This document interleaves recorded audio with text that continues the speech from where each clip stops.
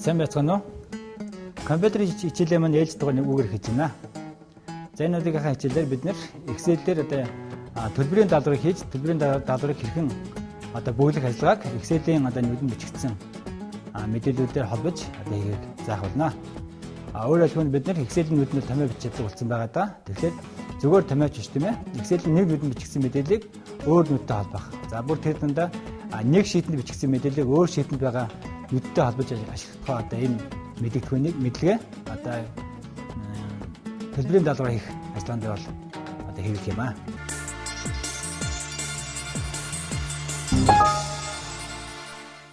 За ингээд миний ард болохоор нэг шийт байж байна. За би энэ шийтний мэдээллийг өөр нэг шийтэндээ байгаа нүдний утгатай холбож үзүүлэх гэж байна. За тэгэхээр би шийтнийхээ нэрийг эхлээ бичих хэрэгтэй одоо энэ дэр бол тийм ээ.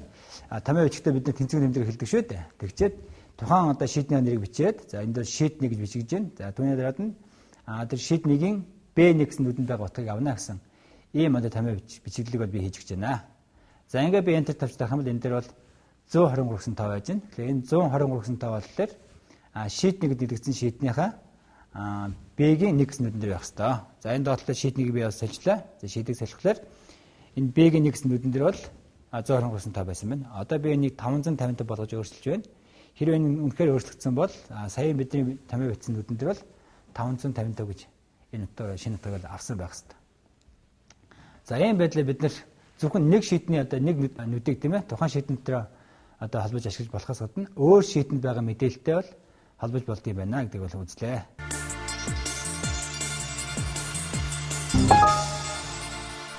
За төлбөрийн даалгавар гэдэг байгууллагад хоорондоо мөнгөн гүйлгээ хийхэд хэлэгддэг ийм баримт жиг байдаг. За энэ бол стандартаар батлагдсан тодорхой маягт. Тэр маягтын нүднүүдийг бид нэр бөөлөх шаардлага гардаг шүү дээ. За жишээлбэл энэ дээр яг төлбөрийн даалгаврыг хийж байгаа онцлог өдрийг бичих ёстой. Гүйлгээ хийж онцлог өдөр ардталд нь бол яг тэр төлбөрийн даалгаврын дугаар. За тухайн байгууллага өөрөө бол тэр жилдээ хийсэн гүйлгээнд бол дугаарсан юм дугаар байна гэсэн үг. За тэгээд түүнээс доош мэдээж тэр төлөгч байгууллагын өөрийнх нь нэр, тэр байгууллагын харьцдаг банкны нэр байх ёстой. Мөн тэр банкнд дах дансны дугаар нь байх ёстой. За мөн хүлээн авагч байгууллагын өөрийнх нь нэр байх ёстой. За хүлээн авагч байгууллагын харьцдаг банкны нэр, тэр тухайн банкнд дах дансны дугаар гэх мэт. За ингээд төлбөрийн даалгавар дээр бол бид нэр өшөө мөнгөнд дүнгийнхээ хэмжээг бол тоогоор болон үсгээр бичигддэг.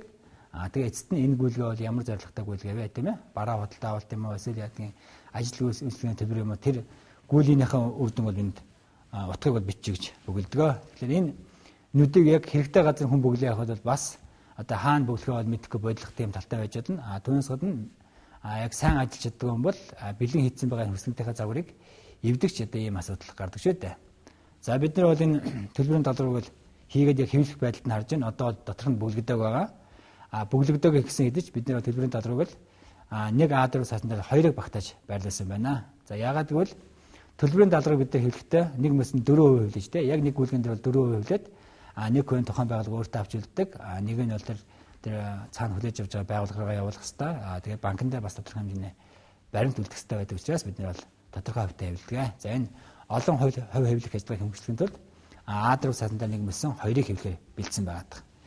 За бид нар төлбөрийн даалгавар бүлэгтээ энэ дээр оноо, дугаар, тэгээд төлбөрийн дүнгээр өсгөр болон тоогоор гэсэн юм утгуудыг бүглэх хэрэгтэй байгаа. За би энэ огноби онцор дээр нь болохоор 2009 оны 8 сарын 20 гэдэг нь өдрийг бичиж байна. Тэгэхээр энэ бичигдсэн утга бол шууд бидний төлбөрийн даалгаврын одоо энэ гүйлгээ хийж байгаа онцор дээр бол гарч ирсэн байна.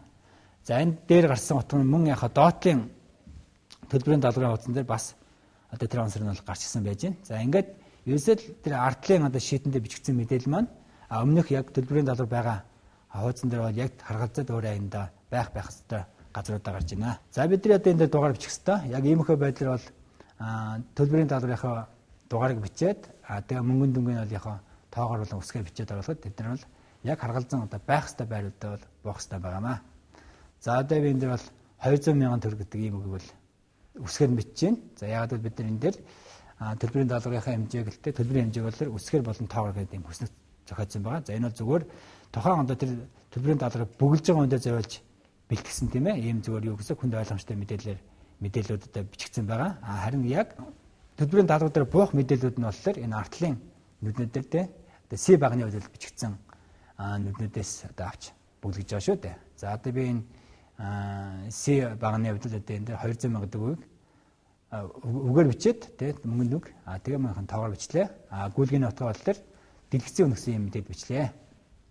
За энэ бичигдсэн мэдээлэлүүд маань харгалзаад яг бидний одоо энэ төлбөрийн даалгаврын маягтан дээр энэ маягт яг байх ёстой газрууд нь бууж байгаа. За ширвээ энэ мөнгөнд дүн өсгөр болон тоогоор гэсэн тэрнүүдэн дээр мөнгөнд дүн хэмжээ 200 мянган төгрөг гээд өсгөр буусан байж байна. Тоон дүн бол энд буусан байж байна. За энд за тэгээд доошоо бол яхаа бас тоон дүн бол харгалзаад буусан байгаа.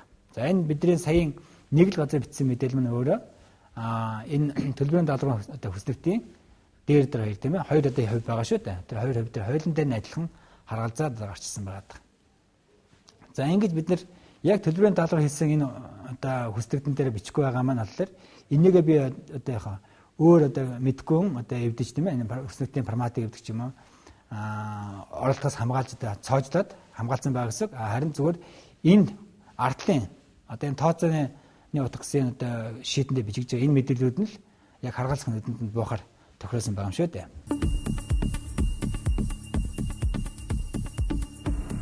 За төлбөрийн даалгавар гэдэг байгууллагын хоорондоо мөнгөн гүйлгээ хийхэд хэрэгдэг ийм энэ стандартаар батлагдсан тодорхой маягт тэр маягтын нүднүүдийг бид нэр бөөлөх шаардлага гардаг шүү дээ. За ингээд төлбөрийн даалгавар дээр бол бид нэр өшөө мөнгөн дүнгийнхээ хэмжээг бол тоогоор болон үсгээр бичигддэг.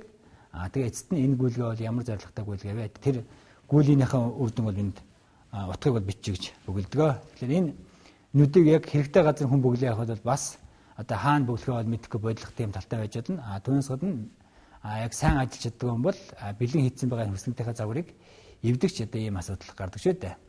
За бид нар бол энэ төлбөрийн даалгаврыг хийгээд яг хэвлэх байдалд нь харж байна. Одоо дотор нь бөглөгдөг байгаа.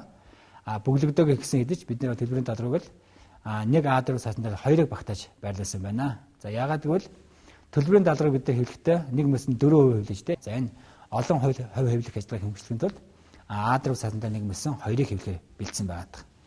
За бид нар төлбөрийн даалгавар бүлэгтээ энэ дээр оноо, дугаар, тэгээд төлбөрийн дүнгийн үсгээр болон тоогоор гэсэн юм утгуудыг бүглэх хэрэгтэй байгаа. За би энэ огноо би онсор дээр нь болохоор 2009 оны 8 сарын 20 гэдэг энэ өдрийг бичиж байна. Тэгэхээр энэ бичигдсэн утга бол шууд бидний төлбөрийн даалгаврын одоо энэ гүйлгээ хийж байгаа онсор дээр бол гарч ирсэн байна.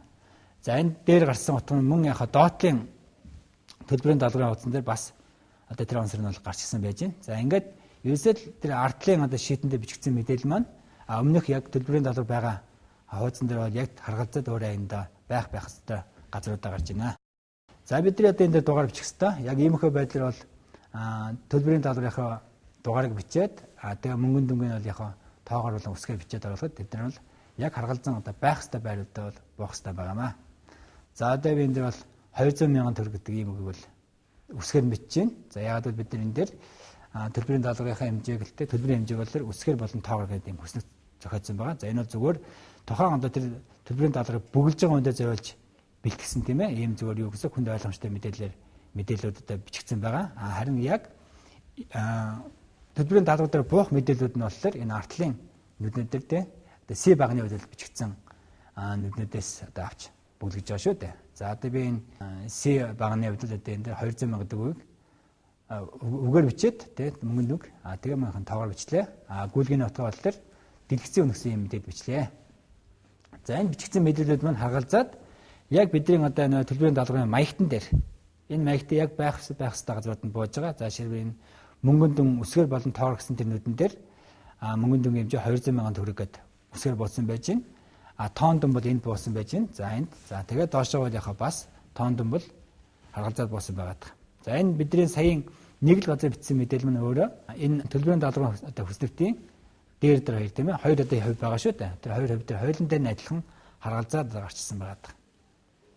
За ингэж бид нар яг төлбөрийн даалгавар хийсэн энэ одоо хүснэгтэн дээр бичихгүй байгаа маань болохоор энийгээ би одоо яхаа өөр одоо мэдгүй одоо эвдэж тийм ээ энэ хүснэгтийн форматыг эвдэх юм уу оролдохоос хамгаалж одоо цоожлоод хамгаалсан байгаа гэсэн. Харин зүгээр энд артлын одоо энэ тооцооны утга гэсэн одоо шийдэндээ бичигдэж байгаа энэ мэдээллүүд нь л яг харгалзах нүдэнд нь буухаар тохиросон байгаа юм шүү дээ.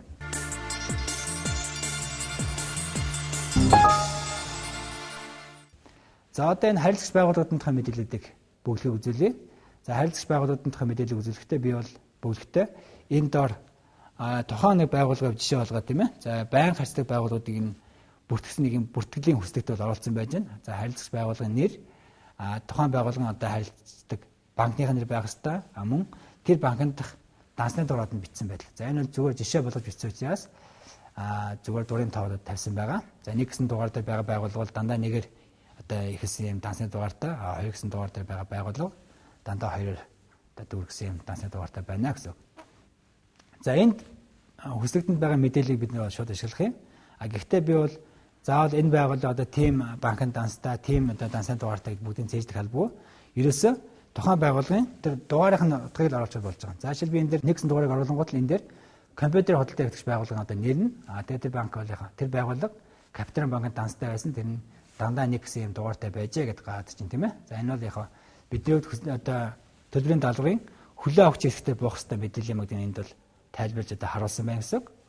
За мөн төлөгч байгууллагын мэдээллийг бид энд бөглөж болно. За ерөнхийдөө бол мэдээж ганцхан одоо байгууллага одоо манай байгууллага тийм ээ. Би өөрийнхөө нэрийг л одоо дахин бичих хэрэгтэй болно шүү дээ. Тэгэхээр энэ дээр бол тогтмол утгыг авсан ч болно. Зүгээр зарим тохиолдолд нэг энэ одоо хийсэн энэ хүснэтийг ашиглаад янз бүрийн байгууллагууд хэрвээ яг төлбөр хийдэг бол төлөгч байгууллага солидог байж болно гэсэн үг л дээ. За ингээд сая бид сонгосон байдлаар төлбөрийн даалгавар маань яг бүгдэгдсэн байгаа байдал нь харагдаж байна. За энд бол яг төлөгч байгууллагын нэр нь төлөв байгууллагын өөрийнх нь одоо харилцдаг банкны дугаар тэгээд дансны дугаарууд нь бүгд бүгдэгдсэн байгаа. За мөн харгалзаад одоо хүлээн авах байгууллагуудын бүх мэдээлэлд орсон байна. За энэ одоо хүснэгтэй бөглсөн байдлаар харуулж байна тийм ээ. Бөглсөн байдалтай бол ингээд томруулж харах юм бол энэ одоо төлбөрийн даалгавар маань шууд нэг А4 цаасан дээр 2% одоо бэлэн гарч иж байгаа. За энийг 2 одоо хэвлэх команд өгөөд ингээд 4% гаргаж яваад зүсээд ингээд одоо хамгаалаад гүйлгээхэд бол бэлэн болсон байна шүү дээ тий. За энэ байдалтайгаар орж иж байна гэсэн үг.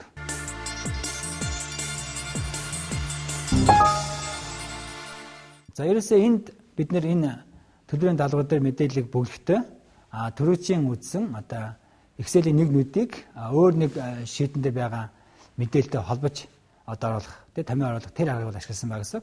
За жишээлбэл одоо энэ онсоор оруулсан томьёог харуулж байна тийм ээ. Энд бол яг тохиргоо гэсэн шийдний нүдний хаягийг бол авсан байна шүү дээ. Тийм. За энэ бол яг мөн одоо тохиргоо гэсэн шийдний C гэсэн баганд байгаа нүдний хаягийг бол авсан байгаа. За гихчлэнгээр ерөөсөө бид нэр яг үндсэн одоо энэ төлбөрийн даалгавар болохоор энэ төлбөрийн даалгавар гэсэн шийдэн дээр бичсэн байгаа даа. За шийдний нэрийг бид нэр кирилл хэсгээр нэрлэж болдог. Тэгэхээр би энд бол төлбөрийн даалгаврыг кириллээр нэрлэлцсэн юм шийд байгаа. Харин бүх тэр тохиргоо бичлэгүүдээ болохоор тохиргоо гэж нэрлэгдсэн өөр шийдэн дээр бол хийгээд байгаа тийм ээ. За энд бид нэр гүйлгээ ээж онсор өдөр төлбөрийн даалгаврын дугаарын за тэгээ мөнгөнд дөнгөл өсгөр болон тоогоор за тэгээ гүйлгээний утгыг гээд тийм ээ. За энэ бүх мэдээллүүдийг би бол яг энэ C баган дээр бичсэн байна. Тэгвэл энэ тохиргоо гэдэг одоо шийдний C багны яг энэ тодорхой харгалзах нүдэнд утгуудыг л тэр төлбөрийн даалгавар гэсэн нэртэй шийдэндээ бичигдсэн зурагдсан байгаа хүслэгтийн яг харгалзах нүдэн дээр одоо буулгаад байгаа юм л да. За тэр томьёонууд бүгд ингэ харагдаж байгаа. Энэ тохиргоо шийдний C-ийн дөрөв тийм ээ. Тохиргоо шийдний C-ийн дөрөв дээр байгаа утгыг авч яана гэсэн. За нэгэнт тохиргоо шийднээс одоо утга авсан байгаа тохиол тийм ээ. Энэ шийдэн дотор би доотлохын нүдийг одоо бөглөхөө. Доор нь байгаа одоо төлбөрийн даалгаврын нөгөө нэг хувийг бөглөхдөө бол тэр дээр байгаа утгуудаас нь шууд аваад хэрэглэж болно. За жишээлбэл одоо энд бол харагдаж байна тийм ээ. Энэ шууд яг АЙ-ийн 7 гэдэг нүдний хаягийг авч байна шүү дээ. Тэгэхээр АЙ-ийн 7 дээр байгаа энэ мөнгөнд дөг аваад одоо доор мөнгөнд дөг нь одоо бичсэн байгаа гэсэн энэ юунд дээр тийм ээ. Шийдэн дотор. За мөн одоо энэ онсор байж тийм ээ. Яг үйл ажил одоо үйлчлэгээ хийсэн тэр онсор өдөр нь болохоор энэ дээр байгаа юг авч байгаа. Энэ өөрөө бол яхаа тохиргоо гэсэн шийднээс авч байгаа боловч энэ бол А-гийн одоо 2 гэсэн нүдэн дээр байсан байж тийм ээ. Тэгэхээр энэ нүдний хаягийг доороо аваад хэрэгэлсэн байгаа ч гэдэг. За тэгэхээр ерөөсөө төлбөрийн даалгавраа би бол нэг шийдэн дээр 2% бичсэн байгаа. Тэгэхээр 2 дахь хувь маань болохоор дээрээ байрлсан нүдний хаягаас шууд авсан байгаа. Тэрэн дээр бид нэ заавал дахиад өөр шийдтэй те өөр шийдний утгатай заавал холбох албагүй шүү дээ. Тэгэхээр тэгээ эхний одоо мэдээлүүд нь одоо тохиргоо гэсэн шийднээс мэдээлэл утгуудаа авсан байгаа тохиолдолд тэр авсан утгуудын доорныхаа хуулцад болж байгаа. Тийм учраас би яхаа доотлолтоо дандаа дээр байрлал нүдний хаягийн загаа авсан байгаа. Доотлолтоо бол тийм ээ. За энэ одоо харилцагч байгууллагын нэр, банкны дугаар, мөн дансны дугаарыг авч байна. Тэгэхээр эдгээр бүгд харгалзаад яг дээр байгаа утгууд авсан байгаа даа. За дээр байгаа утгууд гэдэг нь тохион нүд бол өөрийнхөө хаягийг бол энд Excel-ийнхаа одоо тийм ээ биднийхээ 100 гарталд харуулдаг. Энэ 100 гарталд харуулж байна. Тэгэхээр энд байгаа нүдний хаягийг доод талтныхоо шууд тавьсан байгаа шүү дээ. Гэхдээ бид нар бол тухайн нүдэн дээр бол тэнцвэг нэмдэг заавал эхлүүлэх хэрэгтэй тийм ээ. Энийг бол та бүхэн одоо санаж байгаа. Бид нар томьёо бичгтээ заавал тэнцвэг нэмдэг эхлүүлдэг. Тэгэл тэнцвэг нэмдэг тавиад энэ нүдэнд байгаа утга нь болохоор тэр нүдний утгыг авах шүү гэж бичих хэрэгтэй тийм. За тэгэхээр нүдээ сонгож байгаа хугацаанд тэнцвэг нэмдэг тавиад нүдний хаягийг бичих байгаа шүү дээ.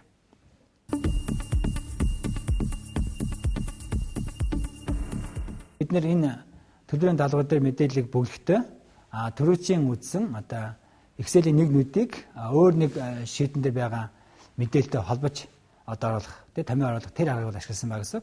За жишээлбэл одоо энэ онцоор харуулсан томьёог харуулж байна тийм ээ.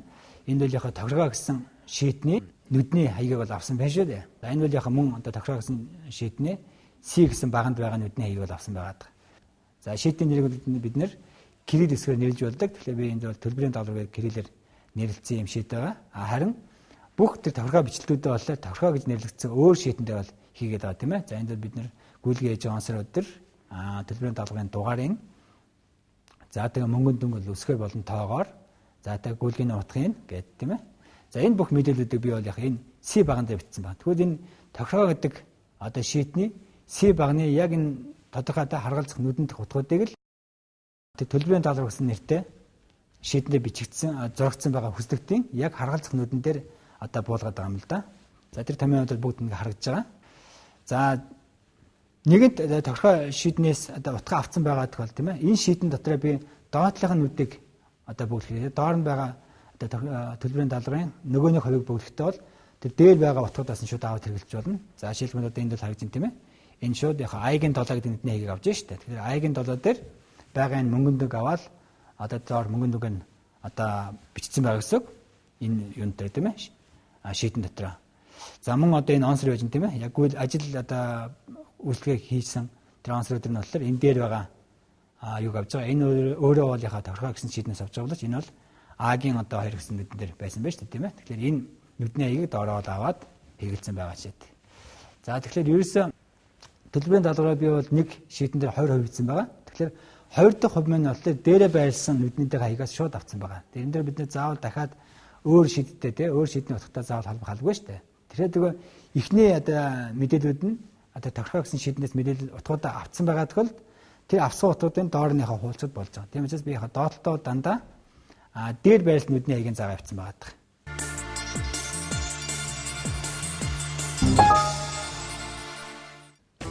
Энэ бид нар одоо яг юг одоо байгууллагын нэрсийг бүгэлсэн хэсгүүд харуулж байна. Тэгэхээр энийг бол бид нар дараагийн хичээлээр үзэх юм байгаа. Энд бид нар VLOOKUP гэдэг Excel-ийн өөрийнх нь функцийг ашигласан. За энэ функцийг хэрэглээг бид нар дараагийн хичээлээр үзнэ.